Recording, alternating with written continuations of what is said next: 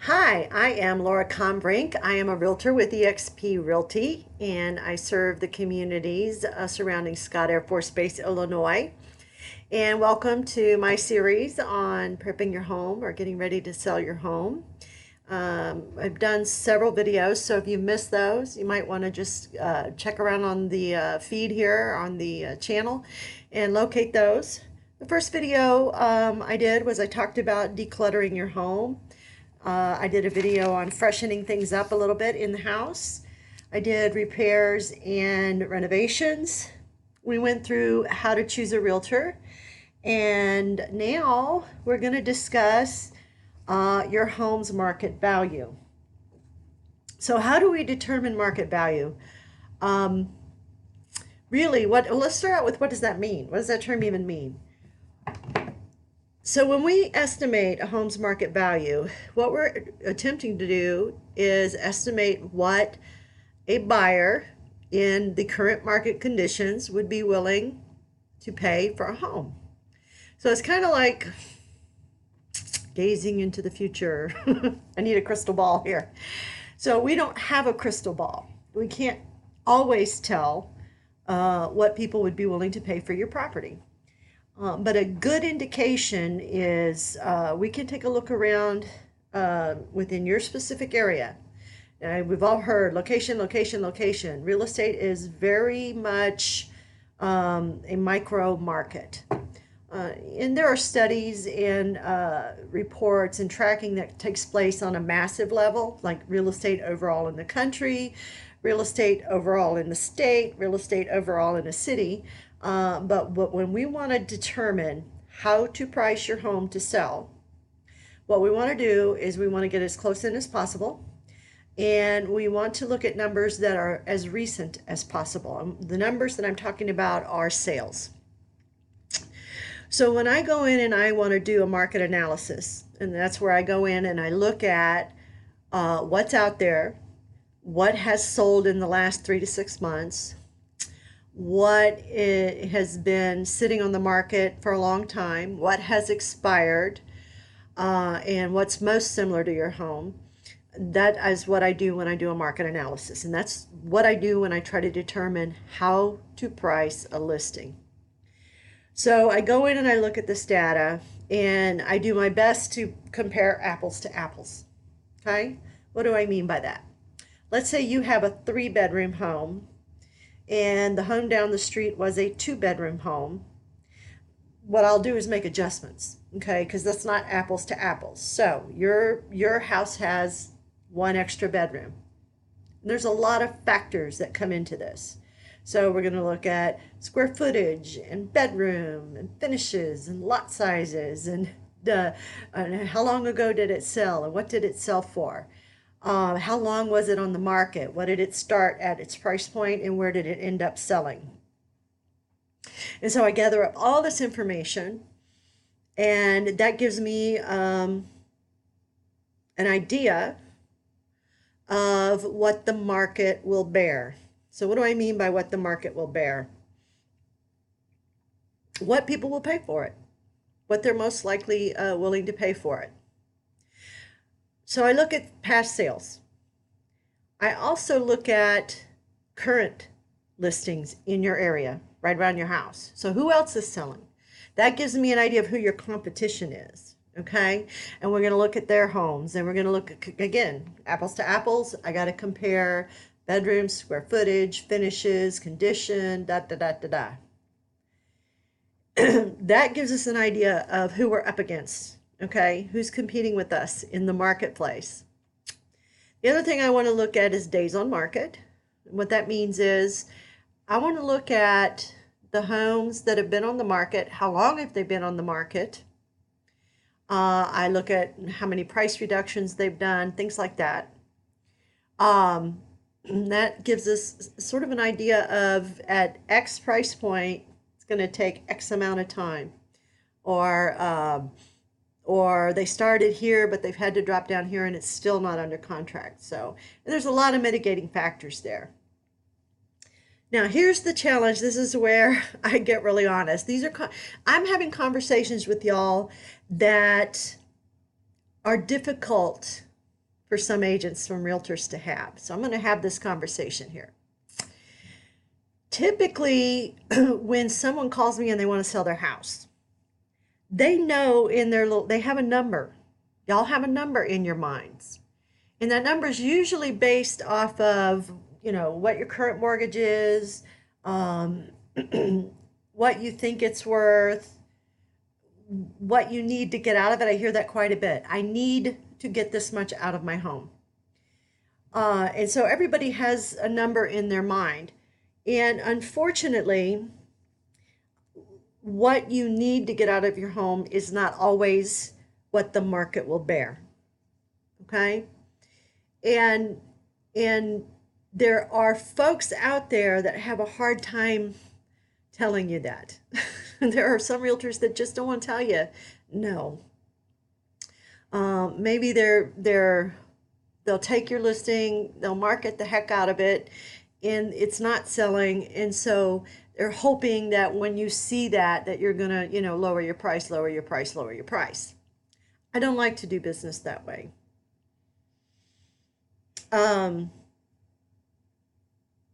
I like to be really, really upfront with you. So when we do the market analysis, and I'm not going to come in with sheets of paper, I'll let you see, what's going on. I'll let you see what's out there for sale. I'll let you see what's out there closed. And what I mean by is we can see all of that on the computer. Thank God for technology, right? So I can walk you through how I arrived at the numbers I arrived. And that gives you the opportunity to say, but yeah, Laura, you missed this one.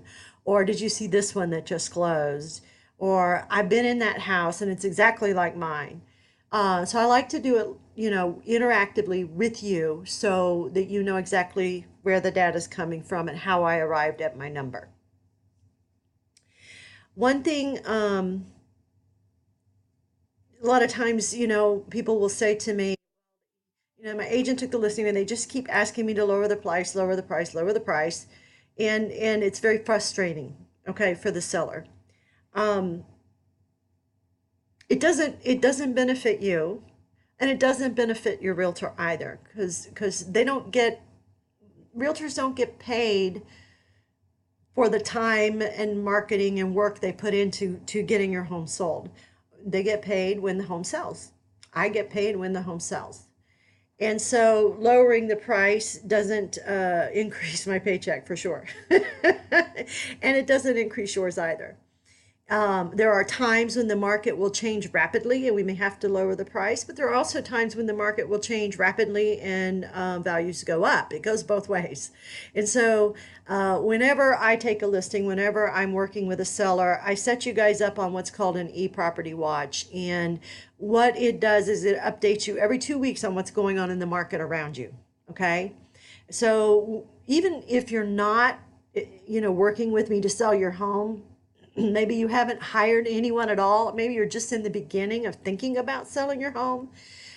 Let me know if you want that e-property watch, because that's invaluable information. You need to be watching.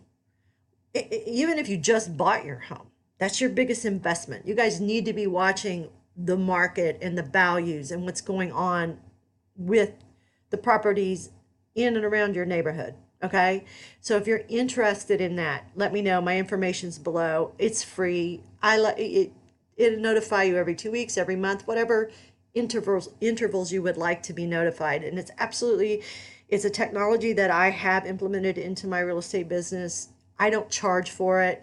It's absolutely free. So if you're curious, just let me know.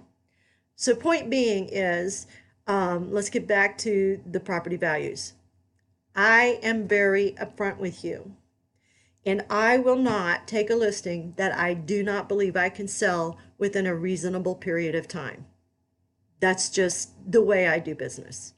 I'm not going to take an overpriced listing and then pound you to keep dropping the price.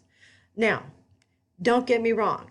If we've settled on a price, we're both in agreement, but the market is showing us we didn't get it right, then we may have to make adjustments. And that's going to happen once in a while.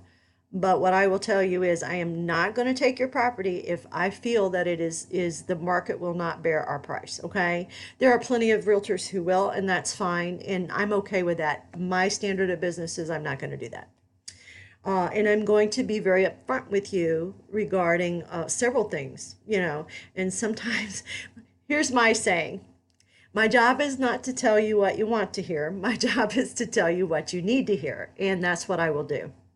And if we're not a good fit for each other, it doesn't hurt my feelings, and I hope it doesn't hurt yours either.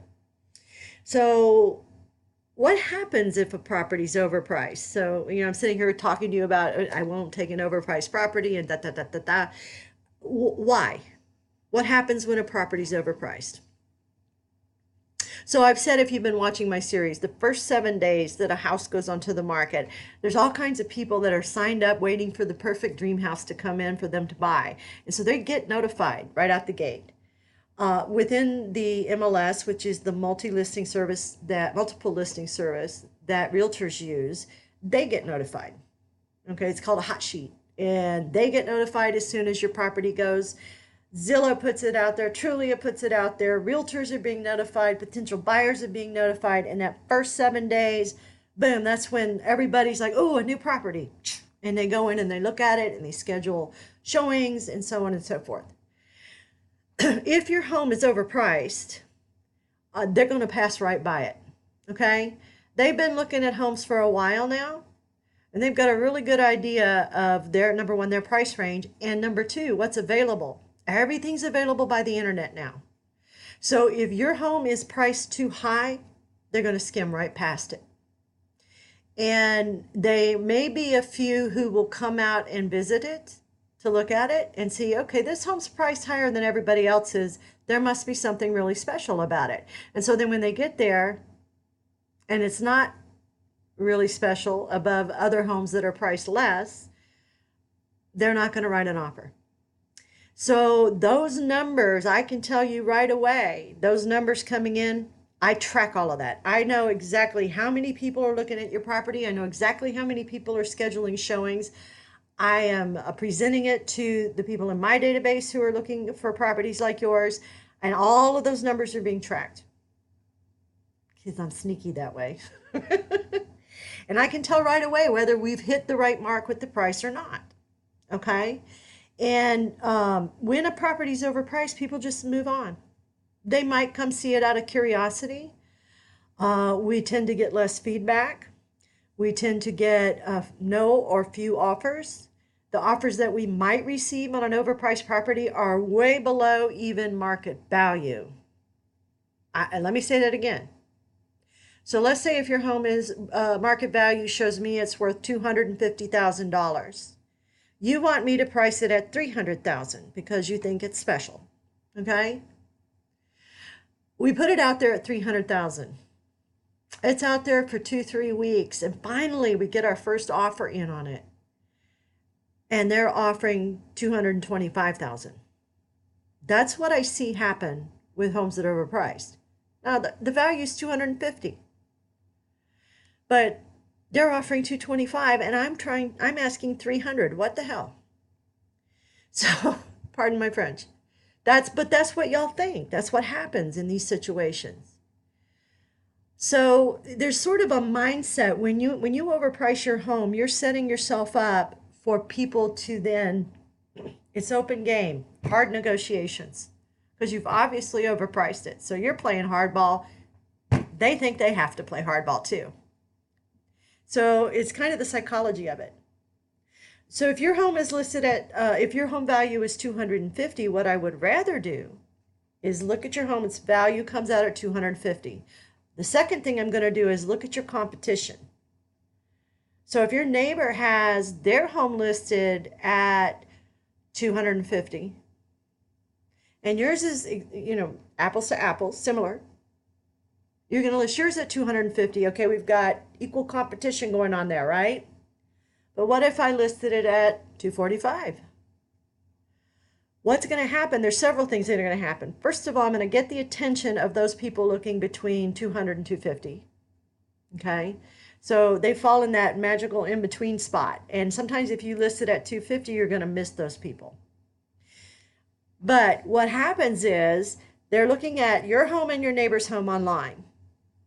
And they're saying, wait a minute, they look about the same. They have all the features I want. Let me go in and look at the 245. And everybody who was looking at your neighbor's house is now looking at yours in a positive light. And they start coming in. Okay? And if they are qualified, valid, ready to buy buyers, they're going to start making offers on your home. And what I have seen happen many, many times is that we get this bidding war.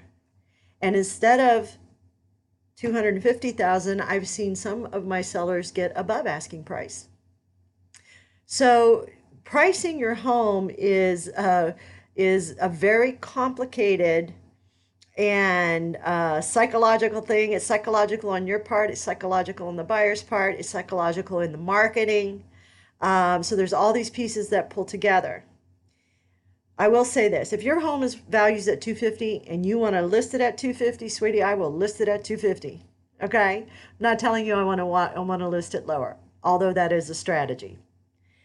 But what I would say is the one thing that you can't do is say I need to get 300, because the market doesn't really care what you need. It's non-emotional. So if that's the case and you're in a situation where you need to get a certain amount, but your home value is not there yet, if we put it on the market anyway, it's going to stay on there forever. And then you get this thing called a stigmatized listing. What does that mean? People start to wonder why it's been on the market for so long, what's wrong with it. And those bargain shoppers come in and they're going to lowball you. So if you have to get a certain amount out of your property, what I generally recommend, if it's not there yet in the market values, I will set you up with the system I was telling you about that updates you every 2 weeks on the market around your property. And we will watch. And when the market is coming up and getting closer to what you need to make from your home, we'll jump on it then. Because it's better to do that than to put it on the market too high and let it sit and get stigmatized. It'll frustrate the heck out of you. What happens if it's priced too low? Well, that's pretty obvious. Somebody out there is going to get a great deal. So we definitely do not want to price it too low. Okay? I've gone over how value is determined. So here's what I'm going to recommend. We talked about how to shop for an agent, a realtor. I think one of the things that you need to be careful of is you need a realtor who's going to be straight with you about the value of your property, okay? That's a hard conversation for realtors, especially when you had another number in your mind and the number you had in your mind was much higher. There are realtors out there that don't like having that conversation, that will, I call it give in. They'll take your listing and they know that it's never going to sell at the price that you're listing it for. I don't do that. And I think you need to be, you need to have someone who's just going to be upfront with you and straightforward. It doesn't help you and it doesn't help your realtor if we are being unrealistic about our expectations and what the market will support. So that's what I have today for how your home gets evaluated and why it's important and why the price is important and why we should hit the right mark on that. My next video is going to be how to prepare your home for showings. So now you've got it on the market. What's next? Showings. So we'll catch you next time. Again, I'm Laura Kombrink. I'm a realtor with EXP Realty. I serve the community around Scott Air Force Base, communities around Scott Air Force Base. All my information is below the video. So if you have any questions or would like to talk to me, please feel free to reach out. See you later. Have an amazing day.